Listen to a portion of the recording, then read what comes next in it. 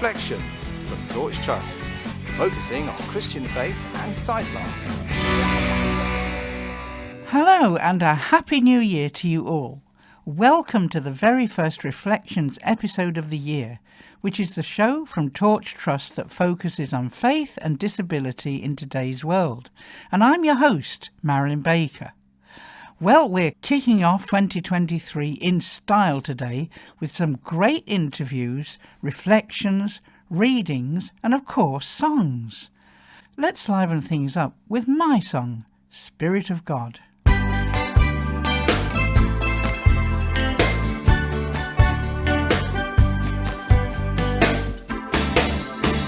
Spirit of God comes like a dove. In gentleness he draws near.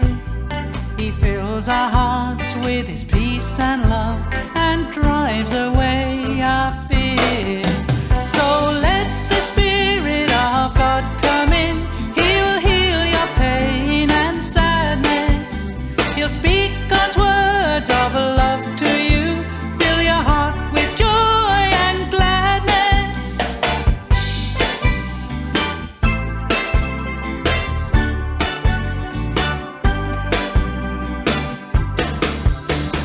The Spirit of God comes like a stream, flowing over the parched dry land, bringing life and growth into every part, making the desert a fertile land.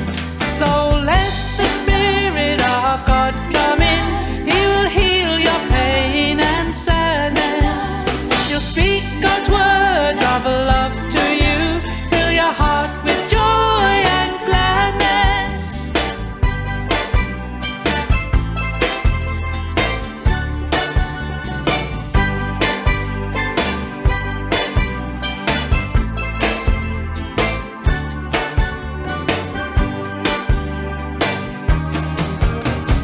Spirit of God comes like a fire with all of God's power and might.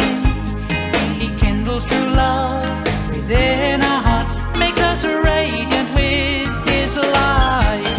So let the Spirit of God come in. He will heal your pain and sadness. He'll speak God's words of love to you. Fill your heart with joy and gladness. So let the Spirit of God come in. He will heal your pain and sadness. He'll speak God's words of love to you. Fill your heart with joy and gladness. Fill your heart with joy and gladness.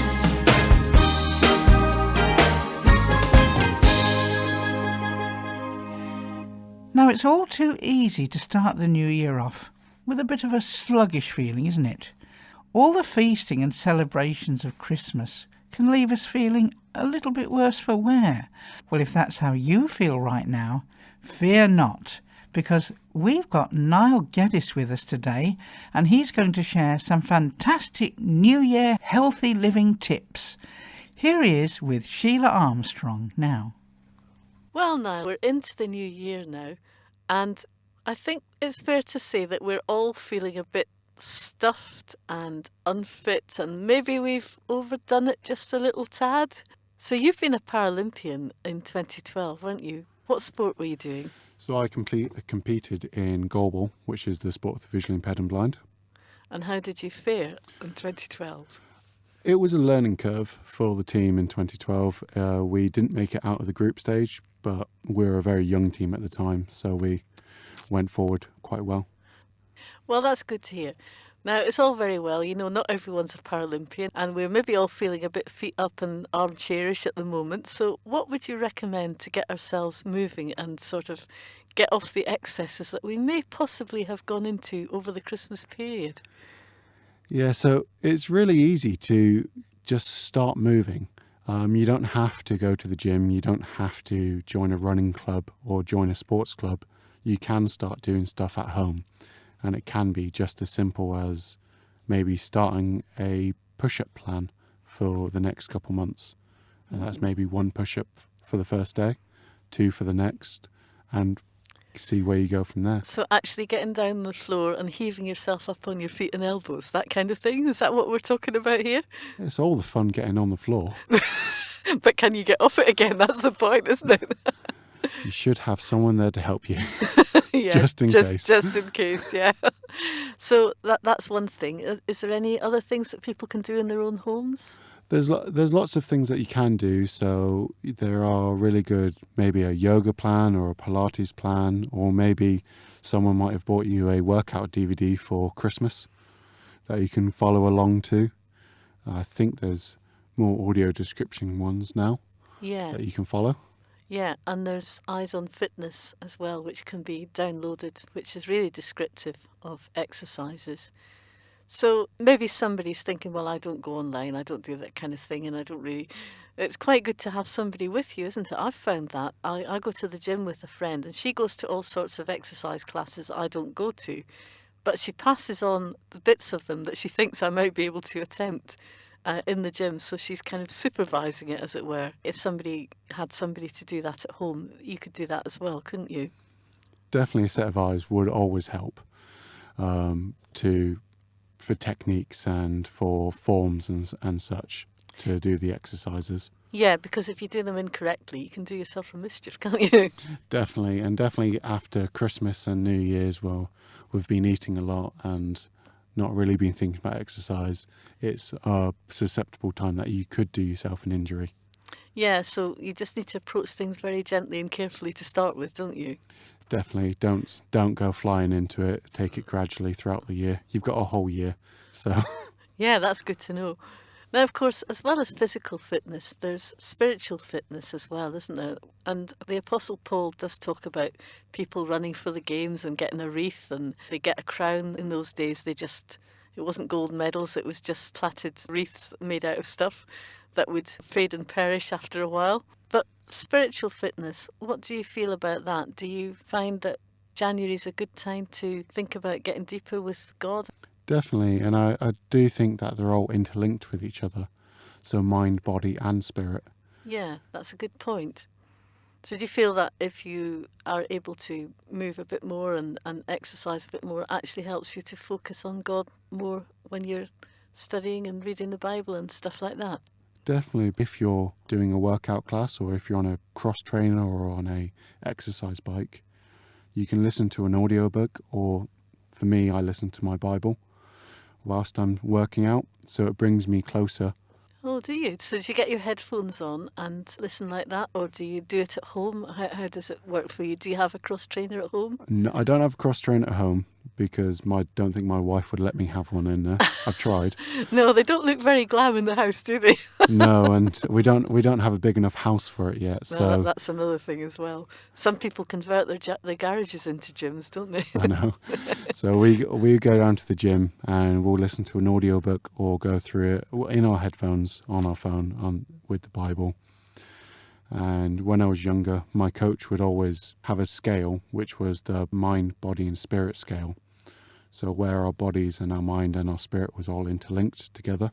Yeah, I think that's a very good point. Exercise is a bit stress busting, isn't it? It does reduce stress.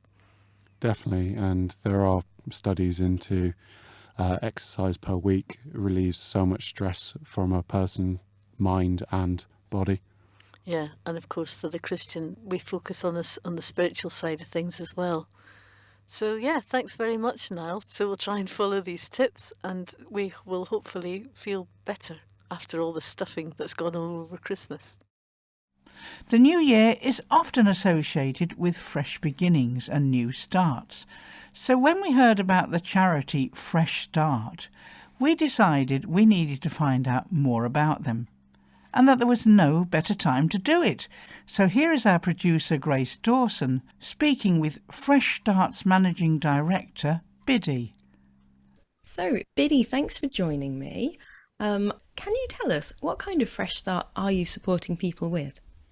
So we are an Edinburgh-based charity that work with people who are moving on from homelessness or those at risk of homelessness.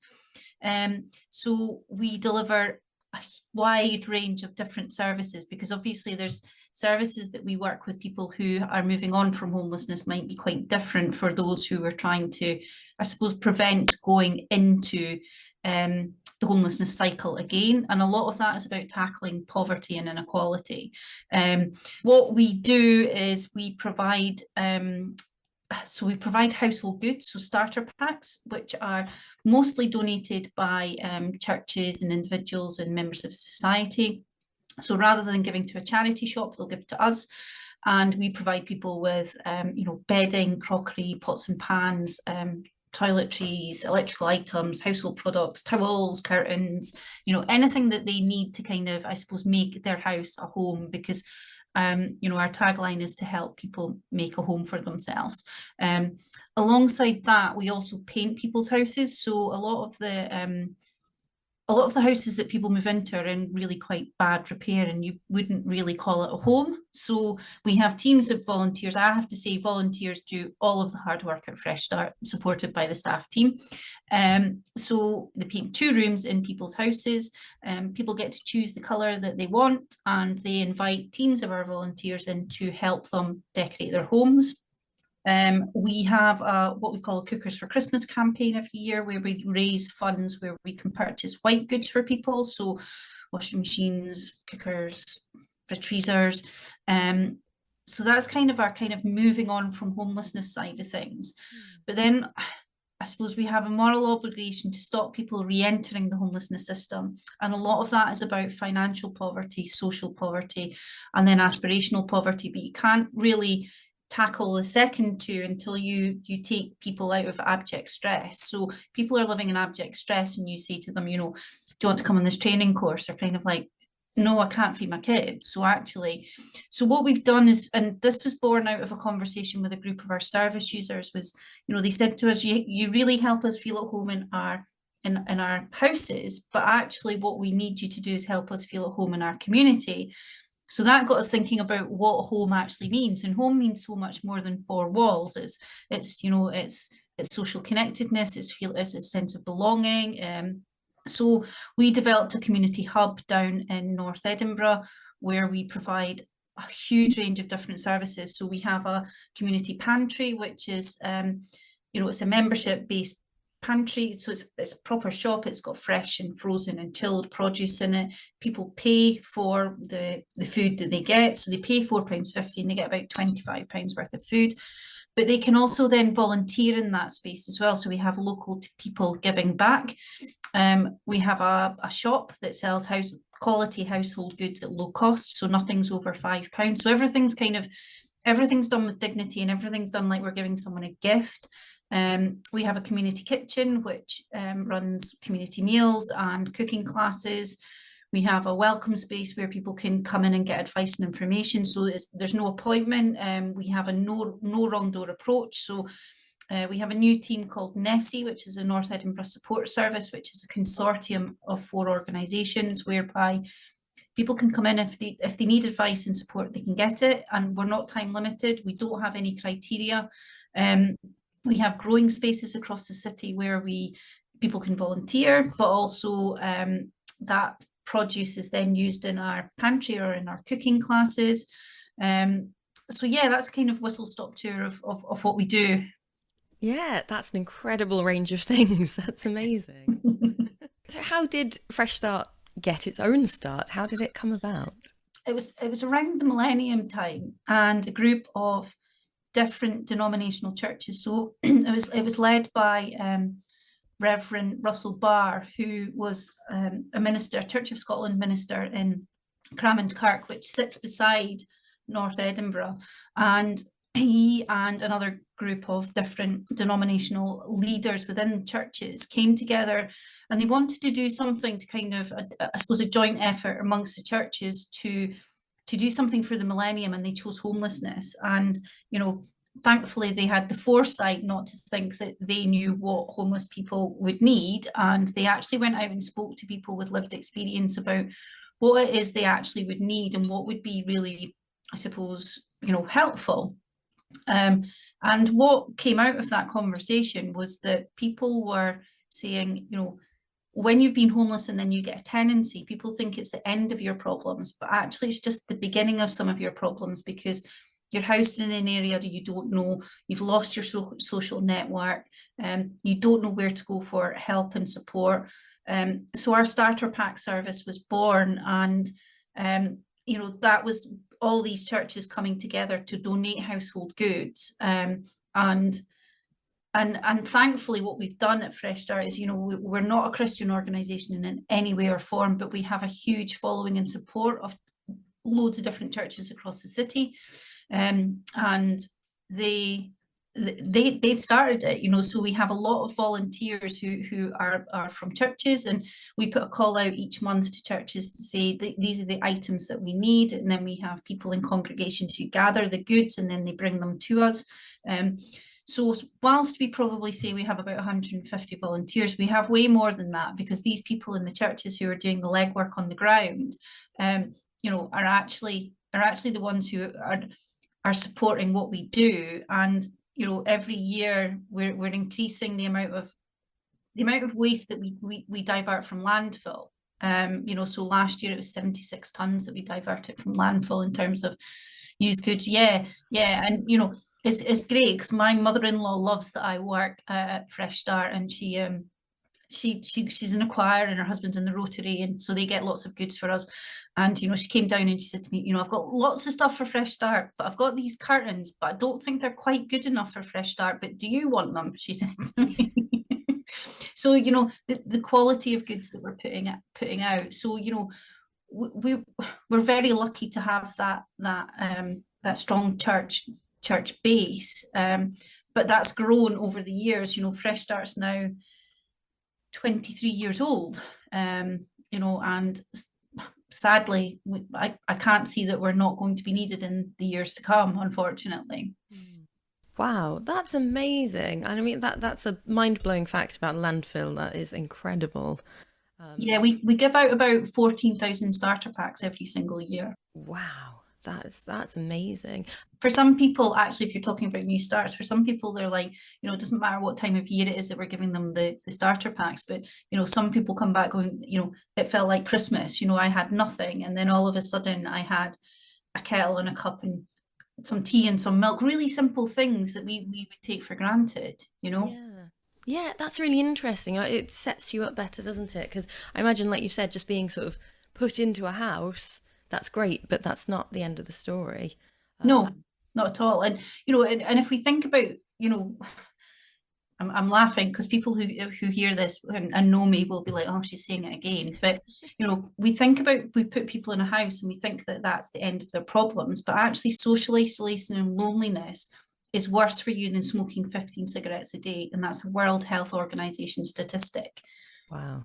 Yeah. So we place people in areas that they don't know. So the idea of our community hub is that it's somewhere where people can come, and you know, whether it's they come for a community meal or they come and get their kids' school uniform. You know, we have a school uniform bank there, or you know, we're doing English classes at the moment. So we kind of try and respond to need, but for me, the activity isn't really the important thing. The important thing is creating this really welcoming, warm, approachable, safe space where people can come through the door, build a relationship with us, and then if they're struggling, they can because it's really difficult to say, you know, I'm struggling, and you know, and I don't know where to go or what to do, kind of thing. And if we can create a warm space, then if we're thinking about kind of fresh starts for the new year, you know, we can go down this rabbit hole that it is doom and gloom, and it is going to be really difficult, and the cost of living is horrific for people, and you know, we are seeing that already.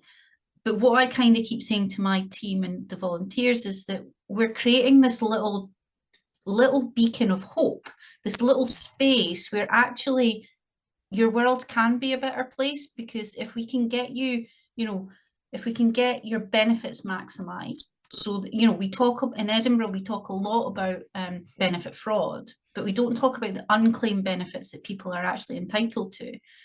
And how can people go and get a job if they can't think about how they're going to feed their kids on a daily basis? So we have to kind of, I suppose, take them out of that financial poverty. But then if you wrap that up in, you know, they can then come to the pantry and they can get £25 worth of really healthy food, and then they can come to our cooking classes, or they can come to our community meals, or you then have this kind of, I suppose, instead of a vicious circle where it's going downwards, we want to create this virtuous circle where actually people can be lifted out of where they're at and given that glimmer of hope of a better life. That's a wonderful thing. There'll be more from Grace and Biddy in just a few minutes. Now, I'd like to share a very special thought for the week with you next. This was written by Michael Stafford, a former Torch staff member and volunteer, and is read to us by David Shepherd, another former staff member. Of all the months of the year, January can seem like the most dreary, as all the sparkle and joy of Christmas is past, and spring seems a long way off. January is named after the Roman god Janus, who is depicted with two heads, one looking forward and one looking backward. So this is a time of reflecting on the year that is past, and also looking forward to the season of spring with its new growth and longer days. I think back to autumn, to the time when the colours of the leaves on the trees are amazing. Reds, yellows, orange, green and brown.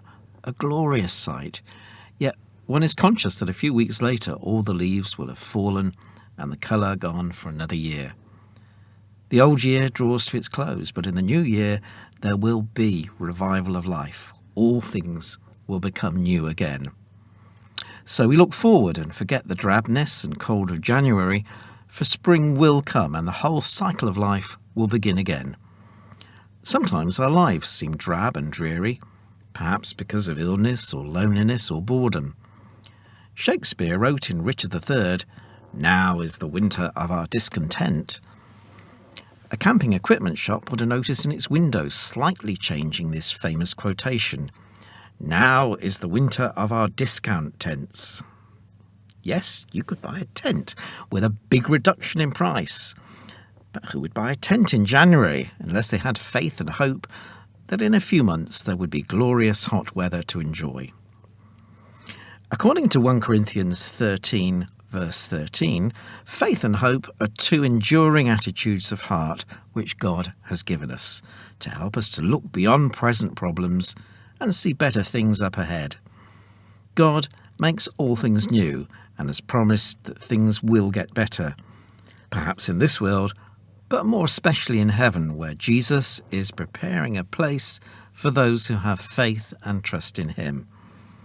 The third enduring thing is love, which God has shown us in Christ and which we are to reflect in our attitude to others, so that we can bring light and joy to those we know who are suffering their winter of discontent.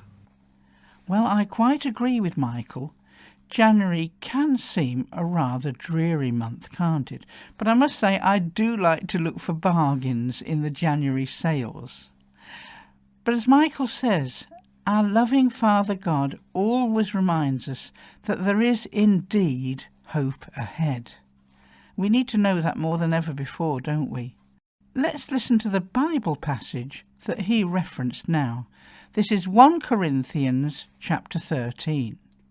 If I speak in the tongues of men or of angels, but do not have love, I am only a resounding gong or a clanging cymbal. If I have the gift of prophecy and can fathom all mysteries and all knowledge, and if I have a faith that can move mountains, but do not have love, I am nothing. If I give all I possess to the poor, and give over my body to hardship, that I may boast, but do not have love, I gain nothing. Love is patient. Love is kind. It does not envy. It does not boast. It is not proud. It does not dishonor others. It is not self-seeking. It is not easily angered. It keeps no record of wrongs. Love does not delight in evil, but rejoices with the truth. It always protects, always trusts, always hopes, always perseveres. Love never fails. But where there are prophecies, they will cease. Where there are tongues, they will be stilled. Where there is knowledge, it will pass away. For we know in part, and we prophesy in part. But when completeness comes, what is in part disappears. When I was a child, I talked like a child. I thought like a child. I reasoned like a child. When I became a man, I put the ways of childhood behind me. For now, we see only a reflection, as in a mirror. Then we shall see face to face. Now I know in part. Then I shall know fully, even as I am fully known. And now these three remain: faith, hope, and love. But the greatest of these is love. Now let's go back to Grace and Biddy. I think it's really interesting what you said about how it began from talking to people and finding out what they needed, and it sounds like it continues in that same way. It's not about doing charity to people, it's what do they actually need. Yeah, we have a team of community researchers who are kind of local people with lived experience who we pay, and they're trained, and you know, they speak to people. So I'm really bad for like, let's just get people in, let's just do stuff and get people in. And it's kind of like, no, we need to ask the people what are the things that they want to do, Biddy, before we get them in. And you know, we always sense check what are the things that you need. And you know, I think the lovely thing about Fresh Start is that we're quite fluid. So there are core things that we will continue to do, but there are things that we will do and then we won't because they're not needed anymore. You know, so during the pandemic, we did a huge amount of emergency food packs. And then we kind of thought, you know, in the second lockdown, we were like, it's not, we were renovating our hub at the time, which was horrific during our lockdown. And, you know, you know, we always said we were going to have a pantry. So we had to kind of pop it up because during the second lockdown, we said, well, we'll give people emergency food for a certain amount of time, but it's not food with dignity because they're not choosing what they want. They're just getting this random, I mean, there were thoughtful packs, you know, we thought about what we were putting in them and there was nice things, but there was things that people could make meals out of. But, you know, so then we opened our community pantry kind of saying, well, this is food with, and it was really interesting. We thought we might have about 50 members and in 4 weeks we had 200 members, you know, and that was all word of mouth. And the beautiful thing about that was that because it was during the pandemic, people had to social distance. So we could only allow so many people in. So people had to stand outside in the queue. And then they started chatting to each other because it was a touching point. And then they started chatting to each other in the street. And then their kids started playing in each other's gardens. And you had this wonderful thing where we were trying to provide food with dignity, but actually you had this real lovely social ripple effect of people then actually having connections at a time when it was most needed, you know? Oh, that's a really beautiful thing. Yeah, it made me cry, I have to say, when I heard about it. I was like, yeah, oh, I bet, yeah. Oh, that's amazing. So can you tell us, how can people get in touch, donate, find out more? Yep. So we have a website, which is www.freshstartweb.org.uk. We're on social media, so we're on all regular channels: Facebook, Instagram, Twitter, and LinkedIn. In January, we'll launch a new website, but people can donate financially on our page. We have a Just Giving page, so it's just a click of the button. More than happy. We get a lot of people who obviously work with a lot of churches and old school people who won't do online banking. So we do also get a lot of checks. You know, what I would say to people is every little helps, whether it's £5 or £50 or, you know, £500, whatever people can donate. And it really, really does make a difference. You know, I'll just tell you another little story because I do love stories. Is the reason that I came to work at Fresh Start 6 years ago was many, many years ago when I was much younger. I was a housing support worker for young people, and I got a young person a Fresh Start starter pack, and I took it to this young girl who, you know, been in care, was really street cred. I was green around the girls compared to her at the tender age of 24. You know, she was way more savvy than me.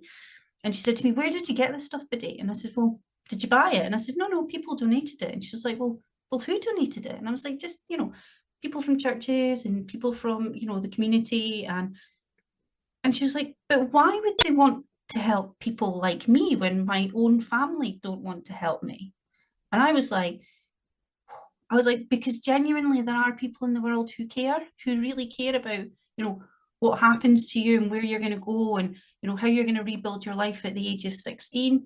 And, you know, she was pretty tough, and, you know, she started crying, and she was just like, thank you so much. And I could tell you thousands of other stories like that. So I suppose to your listeners, you know, don't underestimate the power of giving us a pot or a wooden spoon or a tea towel, you know, as some major retailer says, every little really, really does help. Yeah, wonderful. Well, thank you so much. What a beacon of hope. Oh, thank you. Thank you. Wish you all the best. Thank you so much. And thank you so much for inviting me along. And I'd like to wish all your listeners and the team at Torch Trust a very happy and healthy 23. Thanks, Grace and Biddy.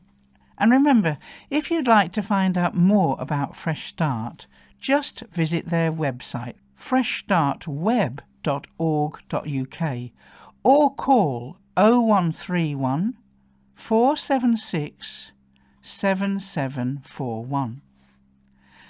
Well, we're almost out of time for today, but before we go, we have one last very special message for you. Here is our Torch CEO, Tim Jeffrey, with his thought for the new year. 2022, what a year.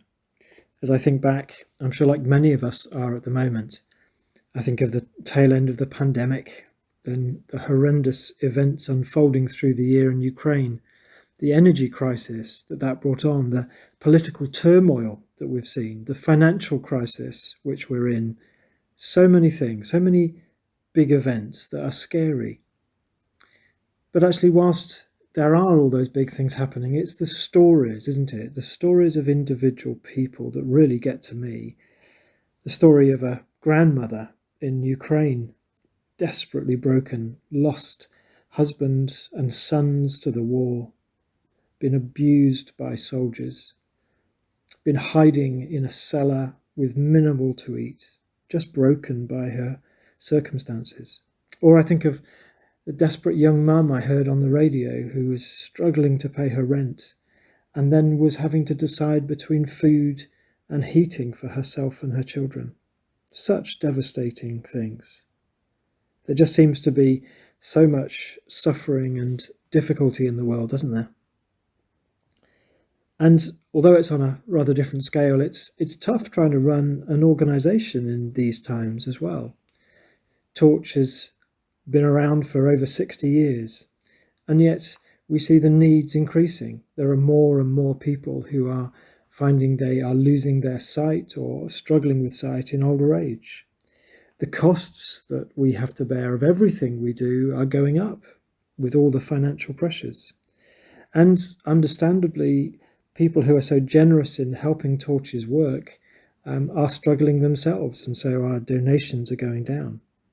And so in all sorts of ways, I guess we all look ahead and wonder, what is 2023 going to hold? What is this year going to be like? And as I do that, I remember once again, actually, what a difference my faith and the faith that we at Torch hold central to all that we do, what a difference that makes. You know, so often we look at these big obstacles and the barriers ahead, and they seem so big, insurmountable, don't they? But actually, my faith brings perspective to them. I remember that actually God has been faithful to me, even through the trials and the difficulties, but always helping me to see the bigger picture, to see past the immediate obstacles. He is the most incredible, faithful, loving Father, and I have experienced that in so many ways.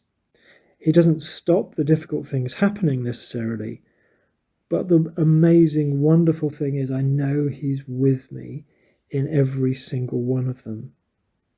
And so I have hope. Even looking ahead into 2023 with all of the issues that may happen, all of the difficulties we may face, actually I have hope.